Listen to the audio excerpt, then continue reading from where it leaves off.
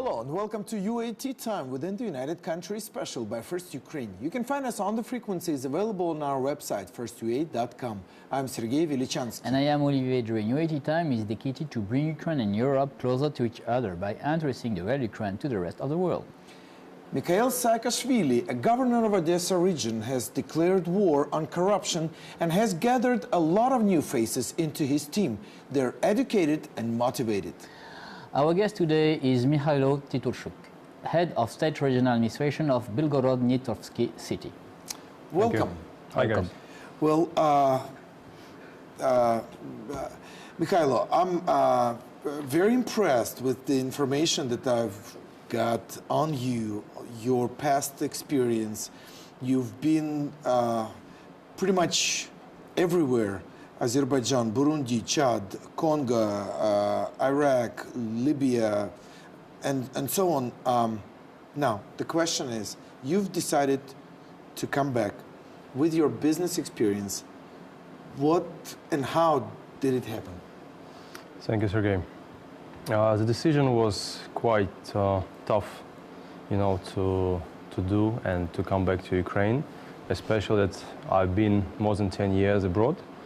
And frankly, I was a little bit disappointed with the past events.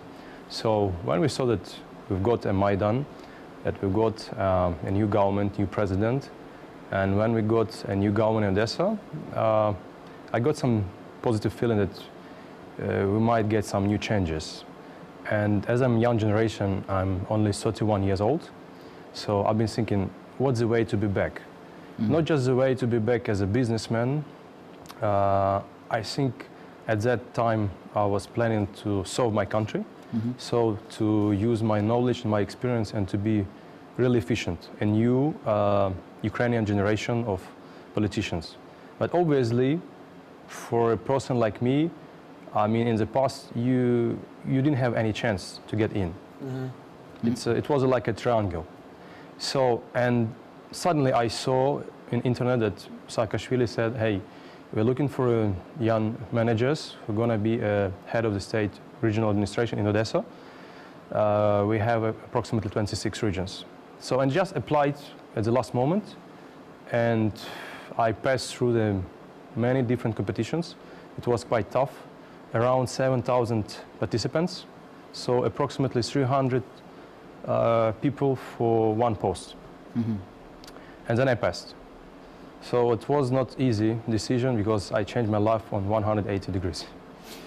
Yeah. I've always wanted to find out, actually, because everybody speaks about the new team, and I thought, okay, now, how a person like Mikheil Saakashvili, definitely he has a lot of people, he knows a lot of people. So by saying created a new team, does that mean he just got on the phone, called all of his friends, come back and join my team? But that would be no much of a difference than what's happening with the corruption system as well, Exactly. So you, being professional where you've been with the top management positions that you've taken, now how did it feel to just go and take tests? It's like back in the student years, Yeah, back in student years, but I think this is very tough test. First of all, you have to pass IQ test and you have to pass a corruption test. And most complicated was interview with all the deputies of Saakashvili and then interview with Saakashvili. Okay. But the final was communication with the local people of your region. So this was the most tough. And I want to ask you a question. How now how you can use the experience you had from Africa or from Azerbaijan in Ukraine? What the same tools you can use now in Ukraine? Maybe it will sound not so good, but to say that we're very close with Africa, that's true. Because what we have now, we lost more than 25 years of our independence in the development. And I can say that some countries in Africa, they're more higher, developed economically, and the way the business way, it's more easy. I mean, the less corruption? Yeah. They have corruption. I can't say that they don't have, but if you want to have a business, it's easy to create your business, it's easy to process with your business, and taxation process is also more easy than in Ukraine. We're close to Gabon, we're close to Congo and Zambia country. And you are doing a parallelism between some African countries and Ukraine. Exactly.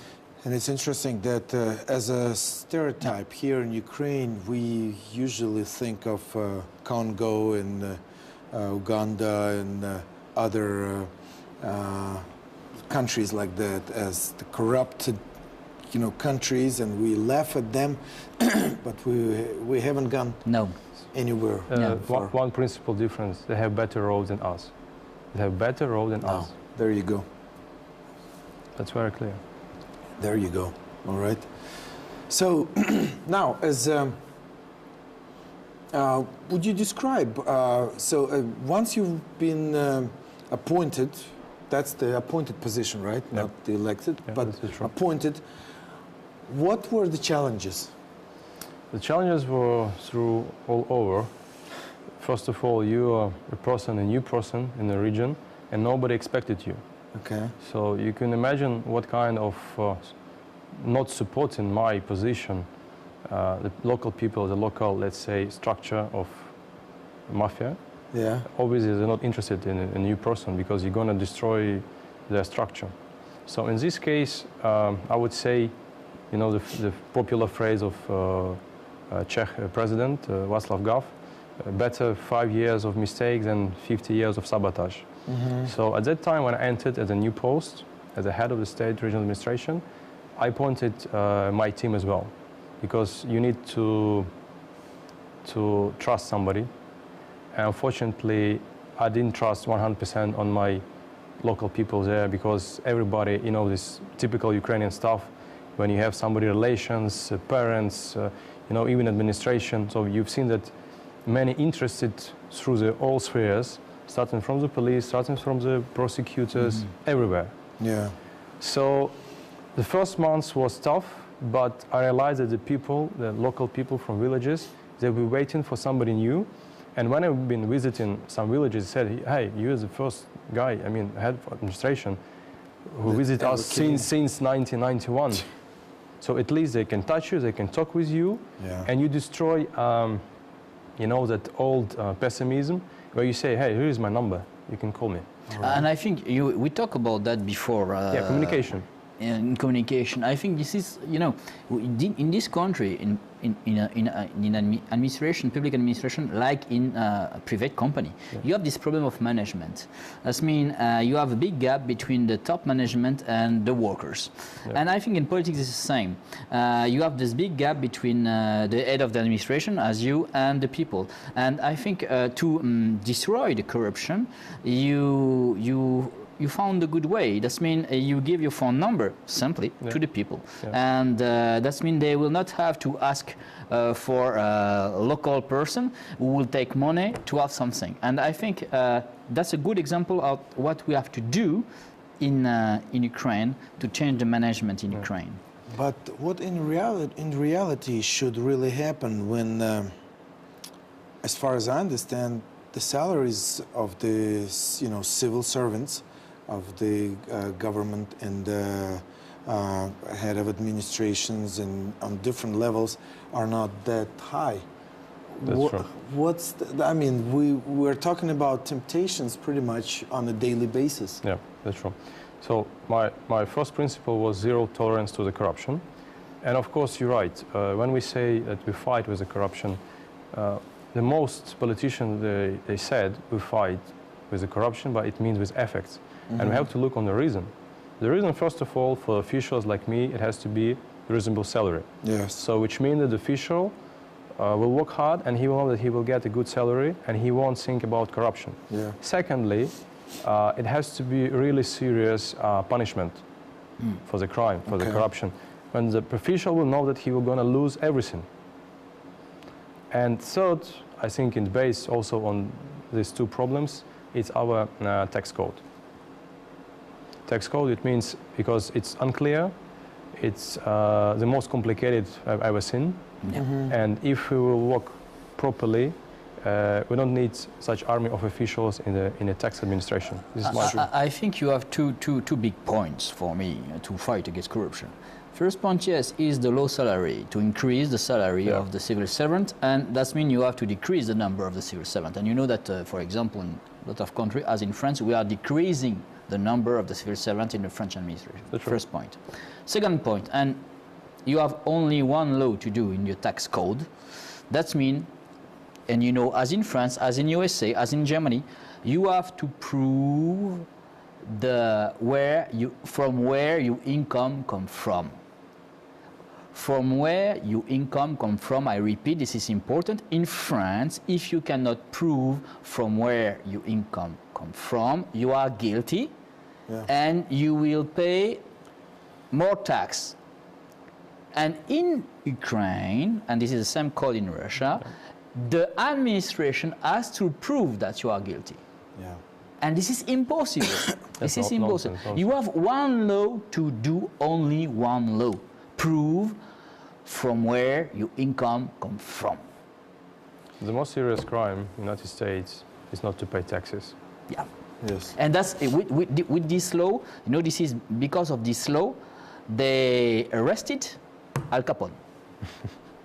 Yep. Yeah, because of Taxes, yes. Yeah. We need to improve. I mean, I've seen in Estonia, it's electronic declaration. Yeah. It's very easy. So and after we'll be clear. Isn't that what's the delay right now with this story with our tax code that's true. in Ukraine? You know, we have adopted the tax code, but that little thing, little amendment, little change there really and you know everything. that's also a problem for the visa, you know, free regime. I know. You know, because when they voted the law for the visa free regime, they put at the end, a few minutes before, a law to that high civil servant don't have to publish their income in electronic way. Yeah. The European Union, when they saw that, said, "Come on, you are trying to play with us." You know, we can really improve and we can get more money to the budget, especially when we improve the tax code. It's very simple. The most hardest is when officials are in touch with the businessmen. So this is a level of corruption. As soon as you do electronic system, let's say, when you get income on your bank account, automatically, let's say 3-5% will go to the tax account, okay? And the rest you will get to your own account. In this case, you're not in touch with the tax police officer, so you paid automatically, there is no any problem. In this case, 90% of officials of tax administration will be laid off. Yeah. Well, how is it to work with Mickeil Saakashvili? I don't think you see him like on a daily basis and hourly basis, but you, as far as I understand, you work with him fairly close. Yeah, you know what is good with a governor? You can talk with him anytime you need. You can text him. He always respond to you. And plus... That is, I'm sorry, you know, but that is so unusual for a Ukrainian government thing. You know, it's like once you're in there, you're out of reach. You're like an elite, an angel. Island. Yes. Yeah, like island. Right, sorry. We have 26 islands, okay? So these 26 islands, a new management team, we're in touch on daily basis, guys. We have our own group in Facebook, we have our own group in Viber.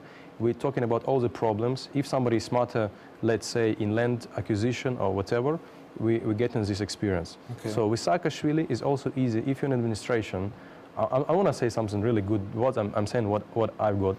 So if I need to meet him and he's in administration, you can get easily and you can discuss, you can provide your solution of your problem. So you're not coming with a problem, you're coming with a solution. So that's the difference. Okay.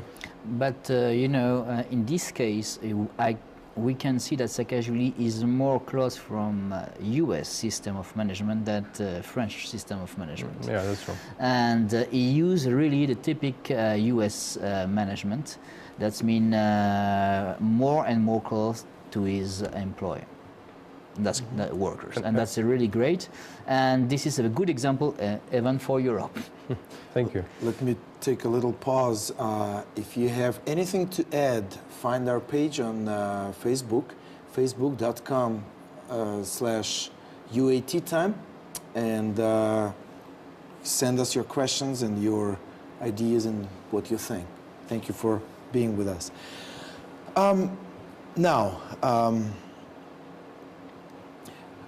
Mickeil Saakashvili is right now is now known not only as the governor of Odessa region, but as the leader of the anti-corruption forum. Yeah, that's true. Would you say this would be his attempts to build a political power as far as a party that could potentially go on to a parliament? What do you think? Where does this lead us? I would say that, with the Chinese proverb, the long journey starts from the first step. Okay. So I think this is a long journey. The first step already done, and I think this is a person who already wants changes. In this country. So we will see. I can't say his words from myself. Well, hopefully we will one day we'll have him on our show. So. I really want to have Saakashvili in my show. Yeah, but I think it's good. So we need reforms, and we need really reforms yesterday, and today is very urgent. Yes. And what? Okay, today is very urgent. I want to ask you this question. What do you think about the situation today? Excuse me, but it's very not a very easy topic. But what do you think about the situation today? Do you think that is better than 1 year ago? This is better than during Yanukovych period because some efforts were done. But now, what is your analysis about the situation now, especially now? The situation what happened last week, I would name House of Cards. Really, because for me personally, it's clear and also unclear, because we really need changes. Not only politicians, all people in Ukraine.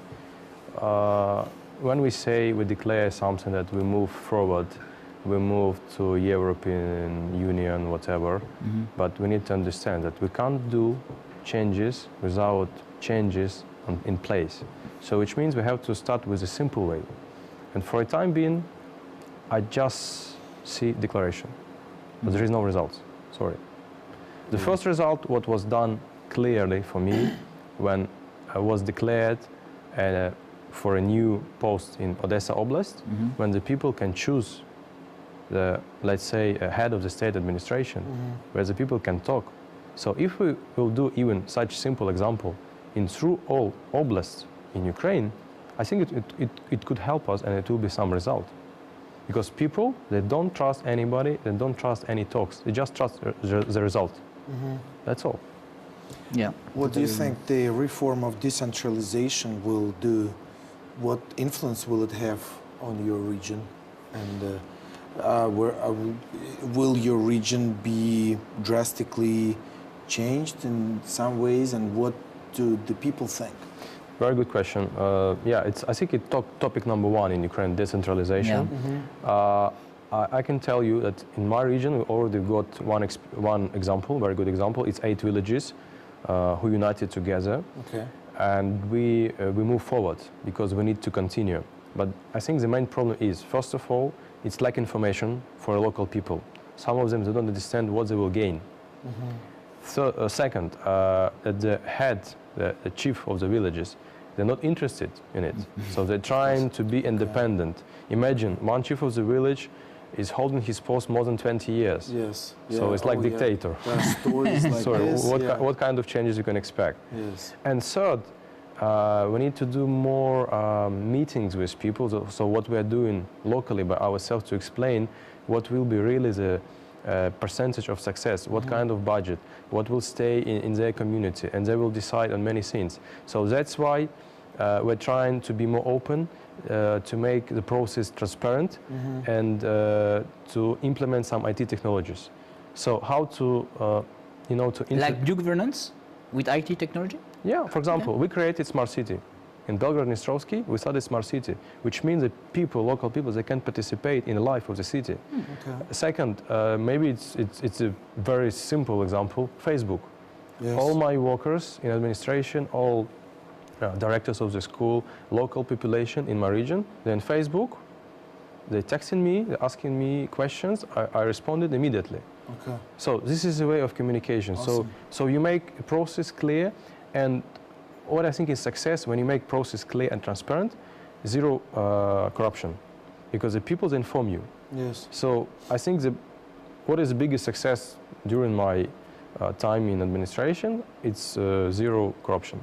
Because I know the previous past, when the people who wants to make any business in the region, they have to pass through the head of the state administration, then he will decide. Now, what we've done on the first week of my position in Belgorod Dnistrovsky, I said to all businessmen, hey guys, everything is free for you. I mean, you come with your ideas, I support you.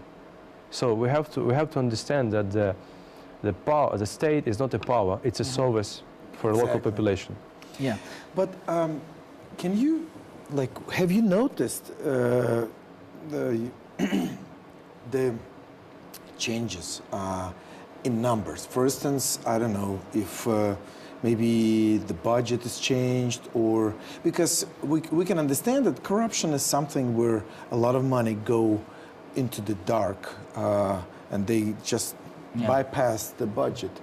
Now, since you freed the possibility for the businessmen to conduct their business in your region, that should be a little more attractive for business to work, you know, with white bookkeeping. Yeah, white bookkeeping. I have many examples now that the businessmen, they come into me, they visit me, and they asking supporting, just to support. Hey, please, we don't need any help. Just help us with, for example, they have some percentage. It's a land. They have to pay for land, and they have different percentage. And in this case, you can check very precisely. If the business is really stable, you keep the same percentage. If you see the business is developing, so you need to do something, you know, like to help them. Let's say, let them pay minimum percentage. At least they will survive in 1 year, and after they will add investment. So in this case, you play. You're not looking like official. I don't care. I need this sum. But you have to think further. What will be next year with these guys? And I want to ask you a question about decentralization again. I want to come back to this subject. You know that 1 year ago we wrote the Minsk Agreement, the second one. Okay, and it was signed. And in the second one, you have a big topic about decentralization and some autonomy from the further east of Ukraine. And in your opinion, and this is your private opinion, what do you think about this result of the Minsk Agreement, the second one?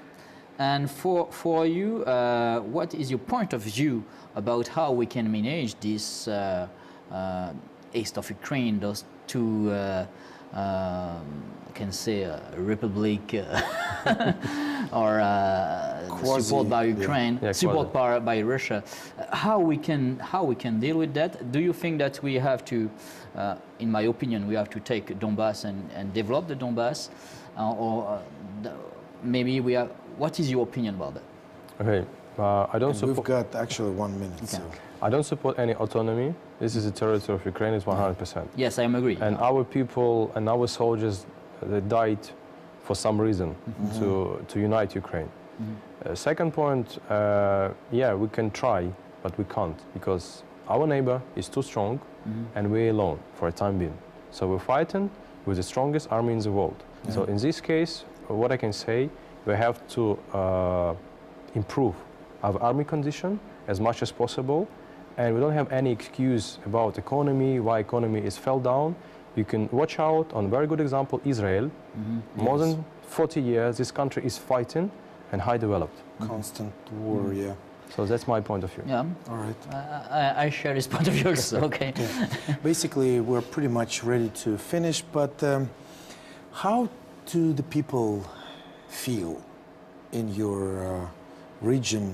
Because no wonder, we pretty much know that one of the initial plans was to break through the territory, pathway from Russia to Crimea, and covering, taking over the Odessa region pretty much. Based, again, relying on the pro-Russian people. Yeah. What do you feel?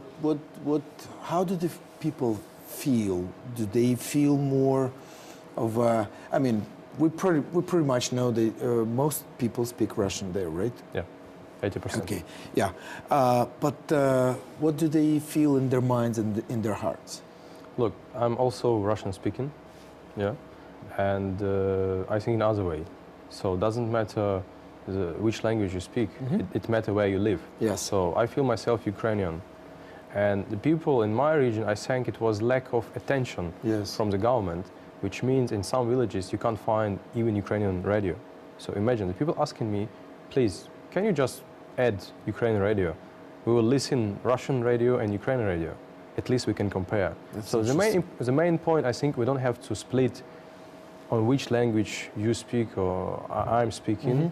We are one big nation. Yes. We have many, especially Odessa is more than 100 nations inside. So it's a big mix. Yes. So I think we just need to support and not to put too much influence inside. Yes, that's true.